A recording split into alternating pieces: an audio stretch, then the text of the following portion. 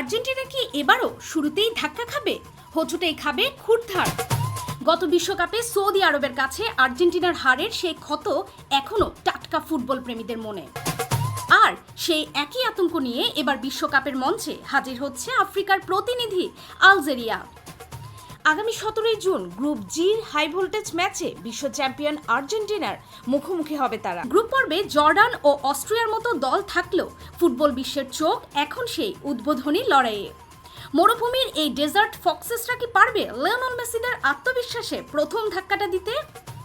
ইতিহাস কিন্তু বলছে তাদের হালকাভাবে নেওয়াটা হবে চরম বোকামি। আলজেরিয়া আফ্রিকার ফুটবলের এক অদম্য যোদ্ধা। ইতিহাসে 4 বার বিশ্বমঞ্চে দাপট দেখানো এই দলটি 2 বার জিতেছে আফ্রিকা ন্যাশনস কাপ এবং 2021 সালে ঘরে তুলেছে আরব কাপের শিরোপা। বড় টুর্নামেন্টে কিভাবে জায়ান্টদের কুপকাত করতে হয় সে মন্ত্রটা ভালোই জানা আছে তাদের। এবারের আসরে তারা কেবল অংশ নিতে নয়, বরং গ্রুপ পর্বের সমীকরণ পাল্টে দিতে বদ্ধপরিকর। আলজেরিয়ার ফুটবলীয় ডিএনএতে মিশে আছে লড়াইয়ের মানসিকতা, যা যে কোনো ফেভারিট দলের জন্য হয়ে উঠতে পারে বিস্ফোরা। মাঠের লড়াইয়ে আলজেরিয়ার তুরুপের তাস হলেন ম্যানচেস্টার সিটির কিংবদন্তি রিয়াদ মাহরেজ।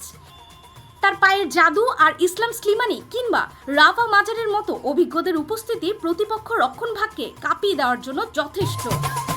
আর ডাকআউটে মাস্টারমাইন্ড হিসেবে থাকছেন ভ্লাদিমির পেটকোভিচ। তার আক্রমণাত্মক এবং গতিশীল ফুটবল শৈলী ডেজার্ট ফক্সেসদের করে তুলেছে আরও বেশি ধারালো।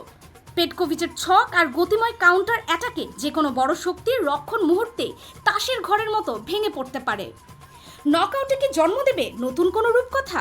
বিশেষজ্ঞদের মতে গ্রুপ জি থেকে আলজেরিয়ার নকআউট পর্বে যাওয়া প্রায় নিশ্চিত, কিন্তু আসল নাটক শুরু হতে পারে এরপরই।